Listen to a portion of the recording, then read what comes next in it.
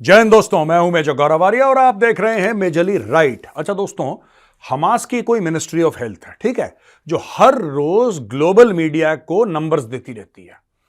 1,000 मर गए, 5,000 मर गए, 10,000 मर गए, 15,000 मर गए, 17,000 मर गए। अच्छा, कोई पूछता नहीं उनसे, कोई भी उनसे यह नहीं पूछता कि भाई साहब ये बॉडीज आपने गिनी कैसे? आपको कैसे पता कि 17,000 मर गए?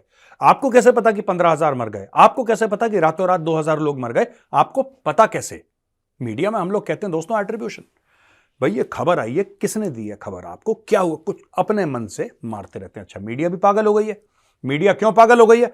मीडिया दोस्तों इसलिए पागल हो गई है क्योंकि गाजा में कोई भी इंटरनेशनल रिपोर्टर या इंटरनेशनल मीडिया हाउस इस वक्त ठीक से ऑपरेट नहीं कर पा रहा है।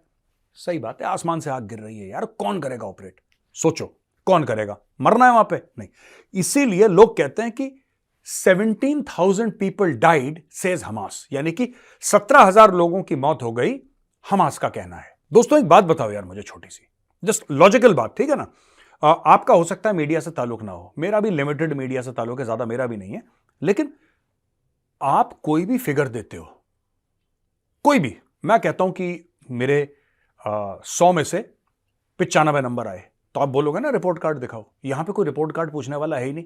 अब शुरू में सारे मीडिया वाले क्या कह देते हैं? इतने मारे गए, कहा हमास ने।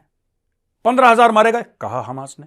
कहा हमास ने छोटे से एंड में लिख जाता है, सेज हमास छोटे में। आप तो वही पढ़ोगे ना, 17,000 मारे गए, और यही चीज रिपीट हो रही है। लेकिन बात वो नहीं है। आज का जो मेजरली राइट है, ये थोड़ा सा आलम इस्लाम, जो मुस्लिम मुल्क हैं, उनमें जो नैरेटिव का दोगलापन चल रहा है, आज उसको मैं एक्सपोज करने वाला हूं।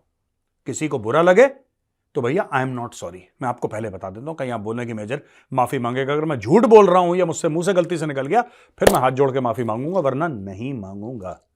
अब सुनो, 7 अक्टूबर को हमास अटैक करता है, 1400 यहूदियों को मारता है इजराइल में, ठीक है, निहत्ते मार दिए।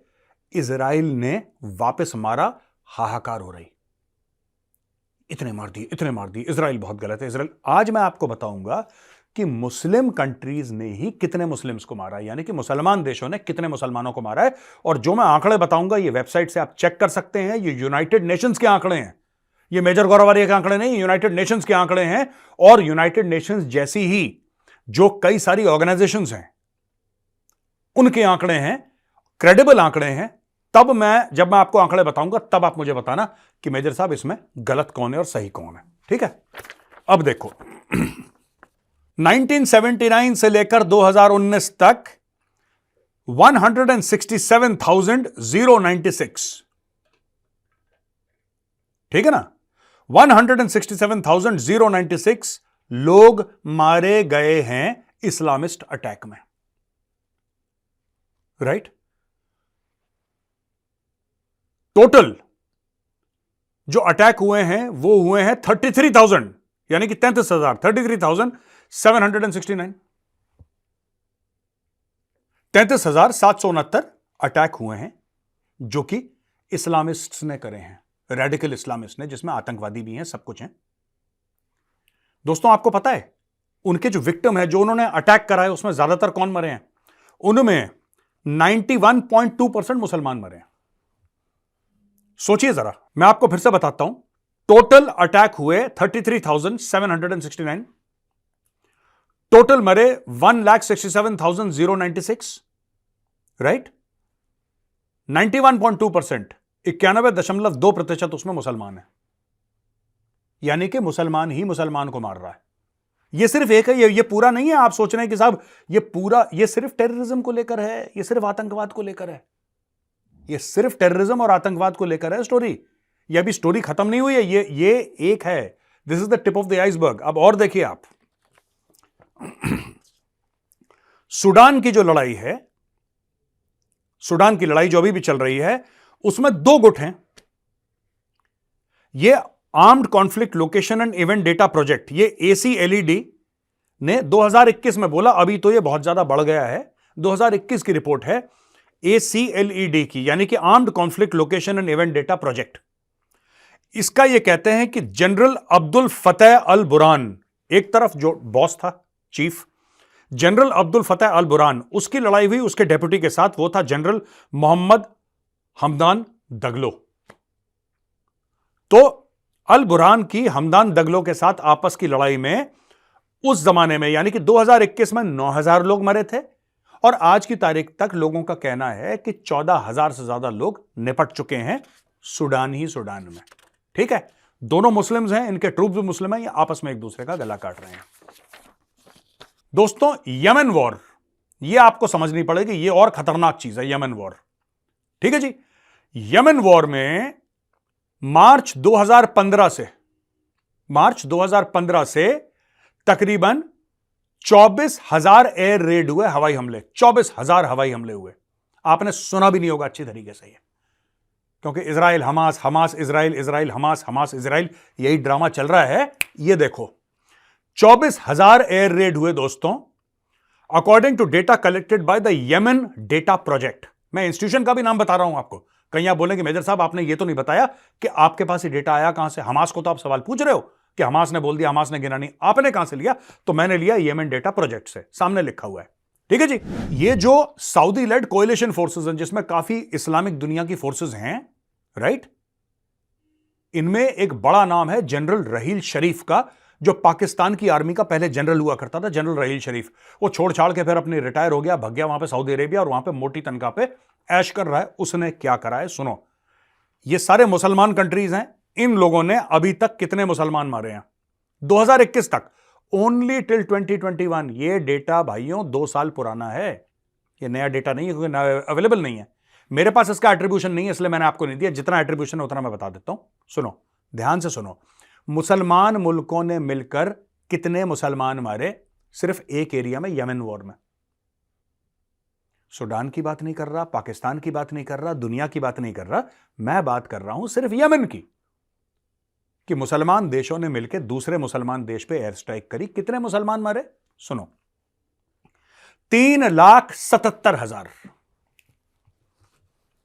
सोचो, 3,77,000 मुसलमान इन्होंने निपटा दिए, जिसमें से यमन डेटा प्रोजेक्ट का कहना है कि 70% बच्चे हैं, 70% आर चिल्ड्रन, इन्होंने मार दिया। कोई आपने देखा किसी के दिल में दर्द हुआ?